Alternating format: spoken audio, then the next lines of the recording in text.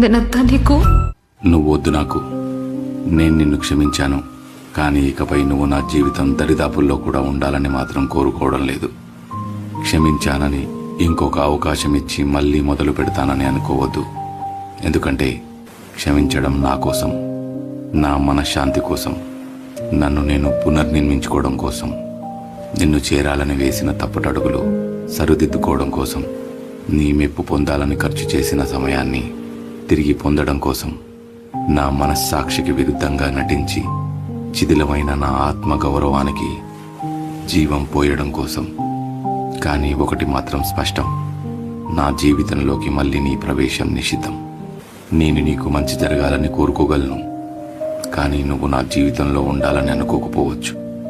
నా మంచి మనస్సుతో నీ శ్రేయస్సు కోరుకోగలను, కానీ నా తలుపులు ఎప్పటికీ తెరవకపోవచ్చు.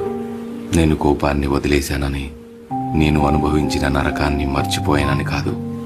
నిన్ను క్షమించడం అంటే జరిగిన దాన్ని చెరిపేశానని కాదు. మర్చిపోవాలనుకున్నాను, పోతాను. నాలా బాధపడేవారికి నిజంగా కావాల్సింది క్షమాపణ కాదు, వారి దృష్టిలో వారు కోల్పోయిన స్థానం. అందుకే ఒక వ్యక్తి క్షమించబడవచ్చు, కానీ తిరిగి స్వాగతించబడరు. ఇది స్పష్టత, ఇదే పరిపక్వత, ఇదే స్వీయ